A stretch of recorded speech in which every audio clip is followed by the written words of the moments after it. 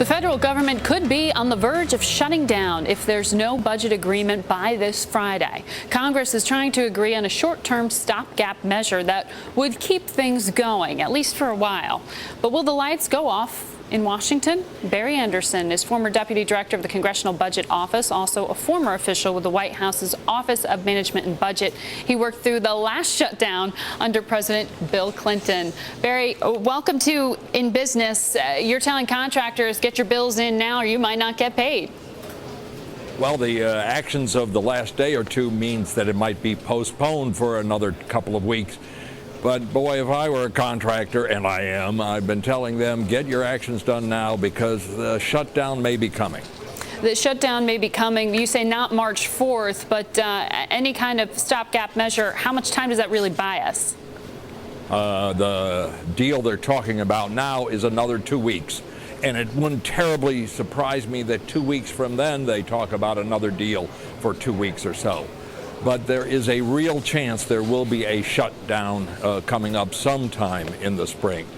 I say that because there are surprisingly some factions up on the Hill who I think would actually be quite willing to take a shutdown. Not the Republican leadership in the House. I don't think they want one. They've lived through it in the past. But many of the members of the House Republicans and surprisingly many of the House Democrats would love a shutdown, I think, or be willing to take one because they think they'd win politically. Is it that simple, though? I mean, this isn't exactly the same circumstance as 1995 all over again. It most definitely is not that simple. There are a lot of complicating factors this time, a number of which is, the major one of which, of course, is that at this time period, as opposed to 15 years ago, the Senate is controlled by the Democrats and not the Republicans. In addition, our whole world has changed relative to 15 years ago. We have much more internet connections, and we also have many more contractors that are doing work for the government. All of this complicates the world much more than it did 15 years ago. Right, and deciding who's essential and who's not essential, who needs to be at the office and who doesn't, is part of that. But, you know, Goldman Sachs put out a report that got a lot of attention just last week saying that the $61 billion in House-approved spending cuts could shave 1.5 to 2 percentage points off of economic growth. So while cutbacks may be necessary, they're going to come with a cost. Do you buy those estimates?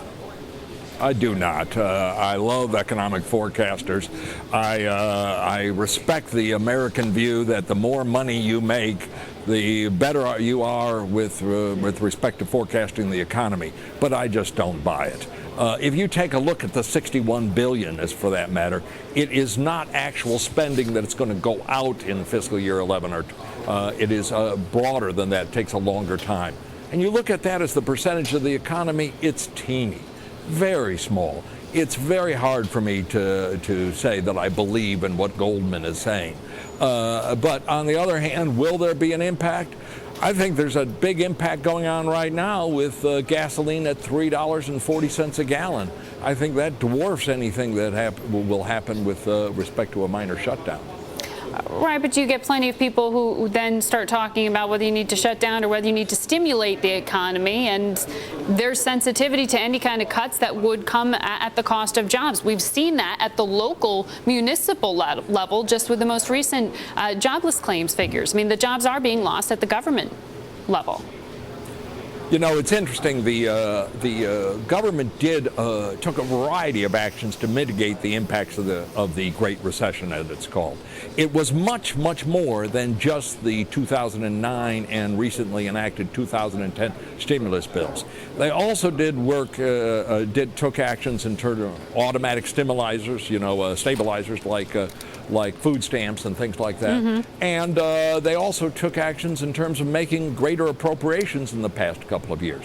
If you total all this up, which I just did recently, it was more than $3.4 trillion.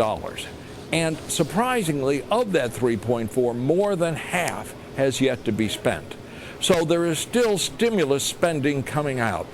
it really was a surprise to me when I first heard this phrase in the stimulus debate, shovel ready.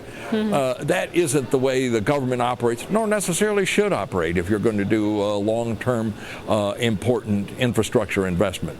But the point of the matter is that we still have stimulus money coming out from the bills and actions we've taken in the past, and it will be spent in 2011 and 2012.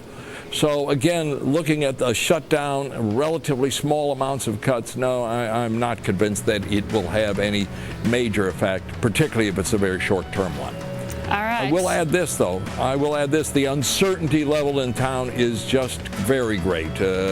People really don't know what to do.